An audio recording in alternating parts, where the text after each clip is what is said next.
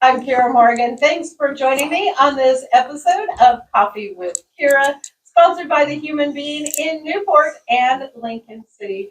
And I'm excited to be here at the Lincoln County School District with Lincoln County Superintendent Dr. Karen Grey and incoming Superintendent Majalise Tolan. Welcome, ladies. Hello. Happy to be here. And that is soon to be Dr. Majalise Tolan. Yay! Just saying. Yes. We're so excited about that. Dr. Grey, please tell us a little bit about how things have been going for this year, and you are getting ready to make some changes in your life. Yes, I am. It's been such an interesting year, and overall, just so many good, right, wonderful things happening in Lincoln County School District. I'm super happy with the way that I can leave and be okay with it when it matters so much to me, more than anybody could know. And knowing that we have such wonderful systems in place and that we have a deep understanding of those systems and why we do what we do, the big why for that I feel like that's pretty understood and not only heard and understood, but really accepted by the staff and administration here, that they can see that the work that we're doing is producing wonderful results for kids. And let's talk a little bit about some of what you feel are your greatest accomplishments over your years here with us at Lincoln County Schools. Yeah, that's a wonderful question. And it's a fun one for me because I can recount things I'm proud of. And I would say number one is the systematic education system that we have put into place here, our multi-tiered system of approach, a multi-tiered systems of support approach. MTSS is so logical that we try to do all things for all kids. And then if kids are not responding that way, that they're able to get some further attention for what their individual needs are. And if further that's not working, we go to an even more specified system of education for that student, bringing in lots and lots of support systems, which frankly a while back we didn't have as well organized. So the notion that it's every child, every day, future ready, we're getting closer to that maxim. We're getting closer to seeing the fruition of that dream. And I think that that's been the hardest work to do here, but it's also been the most rewarding, is when you begin to see the changes in student behavior and the changes in teacher behavior, working towards a better system. That's making sense. K-12 and North, South, East, and West coalescing our district into a school district instead of a district of schools. So what a great way to put it. I love that statement because it should be that way, with everybody working together for the betterment of all children. And it must be a lot easier when all the teachers are on the same page doing the same thing. Majalise, can you tell us a little bit about you for those who don't know you, and tell us a little bit about what you have done and are going to do for the school district? Okay, so I've been here for 15 years. Next year we'll be starting our 16th year in Lincoln County. I've been an elementary principal, a high school principal, an athletic director. I've had to teach off and on before, and then for the last 5 years I've been secondary director, working in all of the areas, specifically with the middle and high school students. My main focus at the district office has been specifically around career and technical education programs and the expansion of that through what we used to call Measure 98. When we passed Measure 98, it put money into the schools specifically for dropout prevention, student retention, and then also college and career readiness. And so we've partner really strongly with Oregon Coast Community College on how we can expand our dual credit offerings. We were able to collaborate with the Port of Toledo and the college to bring in a welding program, so all of our students in the county had access to that. And so seeing those things thrive and then continue to grow, I think one of the biggest benefits of the transition in this setting, with Dr. Grey still here while I'm here, and then Erin Baloney, my replacement, also already being here, is starting in probably April, we've attended most of our community meetings or partner meetings together. So that way we can make sure that we can have there's always bumps with the transition, but try to make that as seamless as possible so that we can continue to keep moving forward and continue to have our programs grow and get deeper within our community. And the CTE programs, they're so essential because, as I'm sure you realize, what's great about Lincoln County School District recognizing that is that not all children learn the same way, and not all kids are going to want to go to a traditional college. Right. Yeah, and we really look at, our motto, or it's not really our motto, our statement, but every child, every day, future ready. And they need to be ready for whatever future that is that they want to have. And so our job is to give them the exposure and the opportunity to prepare for that in some areas that they might not even know. So by increasing our career and technical offerings in all of the schools, we're giving them that opportunity to have a real skilled level of an elective that they can take. And same with the arts. Being able to have music in all of our schools gives them an opportunity to participate in music in a way that their family might not have had a background of doing before, or they might not have thought of as a path for them. So the more we can look at the expansion of those areas. Right now, we're talking with the Newport Performing Arts Center, Sitka Center, Lincoln City Cultural Center on how we can start to expand the visual arts in our schools as well. So I think the more we're able to continue those types of partnerships, meet the community where it's at, work with our staff so that we're not adding one more thing, but how can we collectively support the implementation of these into the school so that we're all prepared for them and ready for them, and our students specifically get those opportunities for exposure and growth. And Dr. Grey, that's always been one of the main things that you have worked hard to do, is getting the community involvement and having those community partners with the school, right? Yes, absolutely. We recognize in school districts, we can't do it alone. And I think the longer I'm in school districts as a superintendent, I don't want to do it alone, because we need everybody involved in the work of the school district, supporting the kids and families.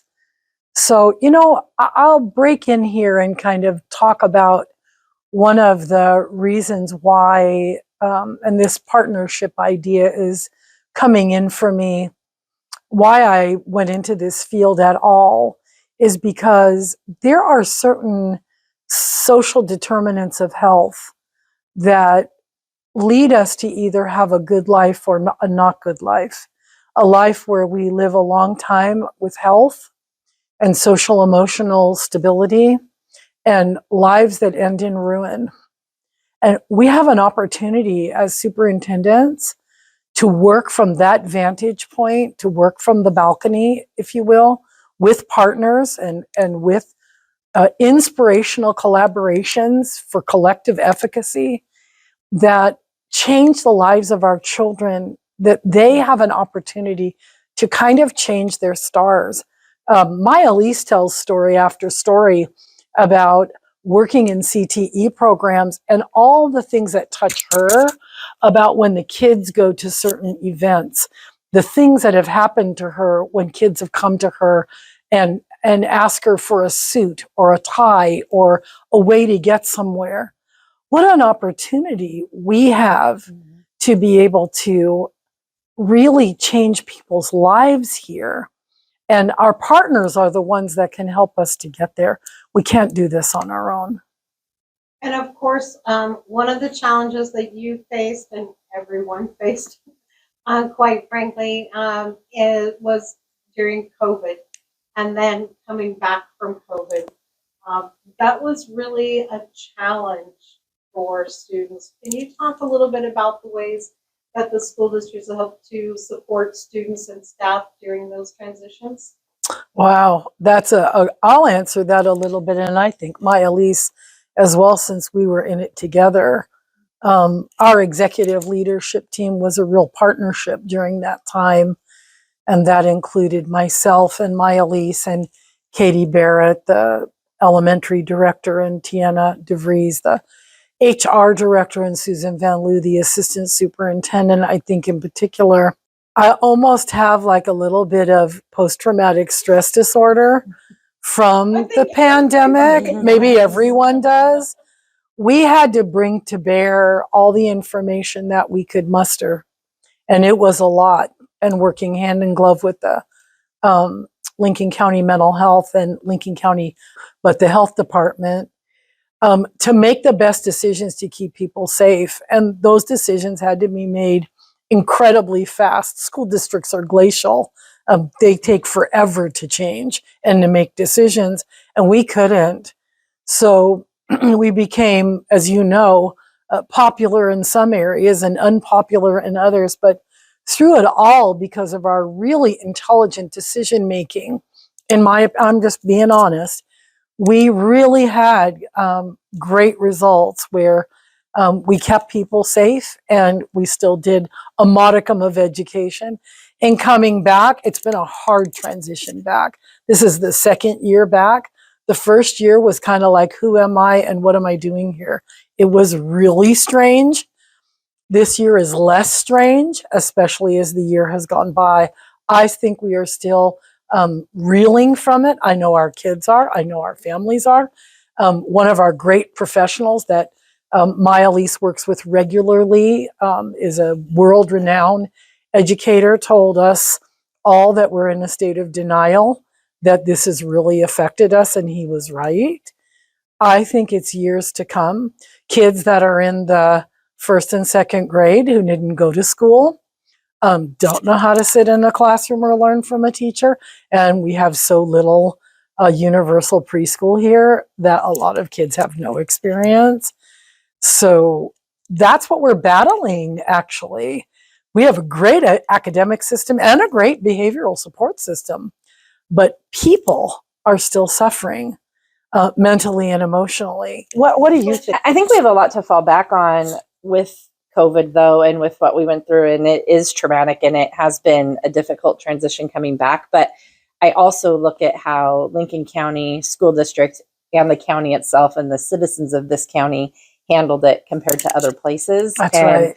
I feel like I agree. we stayed in a very good spot. We did not always agree. There were multiple times of disagreement, but we stayed consistent. And so I think when people knew, even if they don't agree, they will listen to us, they will respond to us, and they will stay consistent with their decision. And that really came back to the families, the teachers, and the building principals, because we can sit in this room and we can say, this is what needs to happen, and this is based on all the information we've been given and what public health says, this is what we're doing.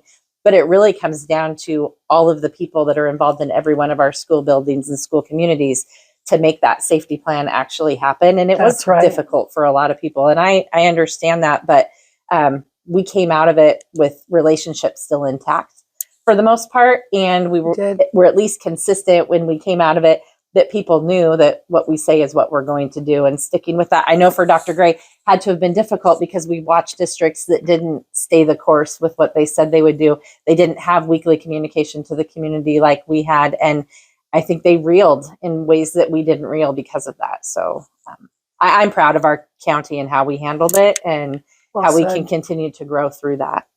And speaking of growth, there's been some amazing things that have been happening this year with the 100-year celebration. And that is, it's kind of coming to a conclusion coming up in the next month, right?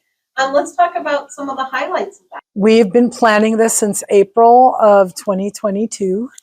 And of course, in 2023 is our 100 years. All of the buildings have done time capsule events. They are hilarious and wonderful. They're on our website. Hope people go to our website. We have a wonderful communications specialist, Susan Skydema, who puts all of our content up, takes lovely pictures, and video and makes great stories. We were in the Loyalty Day Parade 2 weeks ago. We had a bus with banners and 2 different marching groups, including a musical group. And we'll be at the Beachcomber Days June 17th in Walport with a float. Tonight is the secondary concert. We're going to be at Newport Middle School from 7 to 9 with a beautiful concert, K-12.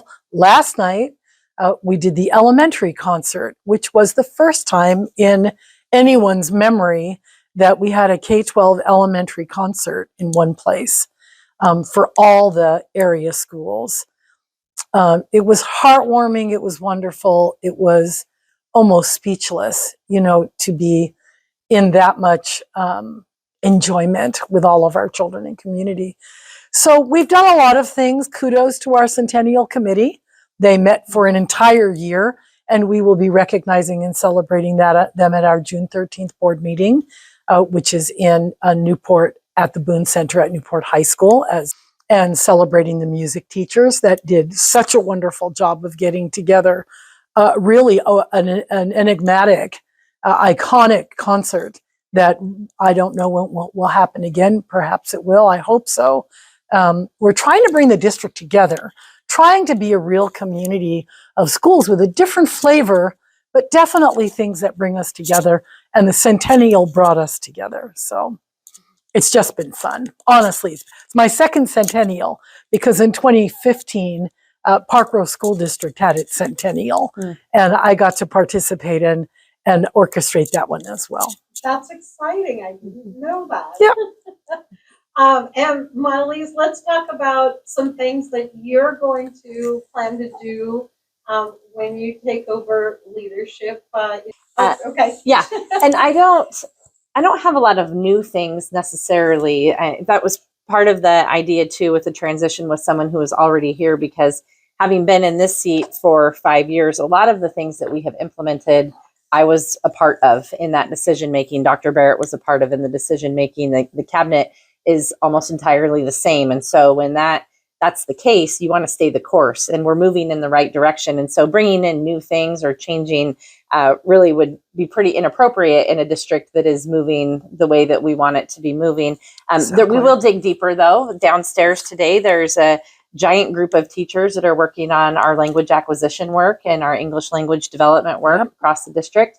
And so it's not new, but it will be a deeper implementation, a more systematic implementation of how we're supporting all of our multilingual learners. So we'll continue down that course, continue to work on our professional learning communities, how we can have our teachers supporting each other across the district. Right. COVID brought a lot of negative and it brought a lot of good. Our teachers across the district meet once a month on Zoom now, where they're able to help support each other. And before, we really worked, by area. We didn't have that time built in to support our staff the way that we do now. So those are all things that we will want to keep in place. One thing I want to point out too about the Centennial that I think is really cool. One of the questions I was asked during community forums is, how did I feel about the arts? Because my background is primarily athletics. I oversee athletics, but I'm very involved in the arts up in North area with Music is Instrumental. I was on the Sluts Bay Music Festival board, but with the Centennial, I think something that is neat that shows the balance of the importance of both the arts and athletics in Lincoln County is the very first Centennial celebration of the year was our fall athletic jamboree. Mm-hmm. Yeah, so it was up in Lincoln City, and volleyball was playing and football was playing, and they had cakes, and Sodexo had brought food for everybody. And that really was the first time the banner was out, and a big kickoff for the Centennial. So to start with athletics and to end with the arts really bookends the importance of the co-curricular, the extracurricular, and the well-rounded education that we want to be providing here in Lincoln County. So wonderful. I don't know if we meant it that way, but it worked out. Oh my gosh. Oh, sure. Oh, sure. We planned it that way. All right. That's a great observation. Awesome. So Dr. Grey, thank you so much for your leadership over these last few years here at Lincoln County School District. And we deeply appreciate everything that you've done to move the district forward and what you've done for students and families. Is there anything else that you would like to add as we are wrapping up? The only thing that I feel like I could add is I just want to add my thanks and appreciation for Lincoln County School District for hiring me. I have a deep and abiding appreciation for my board, the Board of Education, particularly Chair Liz Martin, who is one of the only original board members from when I was hired in 2018, and her steadfast leadership for the last 13 years in the school district. She was elected in 2010. The support that I have been given by the community, by our partners, particularly OCCC, and the work that they have done with Majalise in particular, and our kids, the work that recently Dr. Cynthia Resendez has done with the Oregon Coast STEM Hub, with Dr. Natalie Schaefer of Yukona Preserve, just people that have really been supportive of my career and been friendly to me and nice to me and appreciative. And although I'm in other communities, I'm excited to get to know them on a different level in this position and continue to build partnerships that have already been started and are in place, but learn about them myself and kind of infuse myself in the work that they're doing in their communities as well. All right. Well, ladies, thank you so much for joining me on this episode of Coffee with Kira, and sponsored by The Human Being in Newport at 6th Street and Highway 101, and in Lincoln City at the north end of the highway on the west side next to TLC Credit Union. For Oregon Coast Breaking News, I'm Kira Morgan.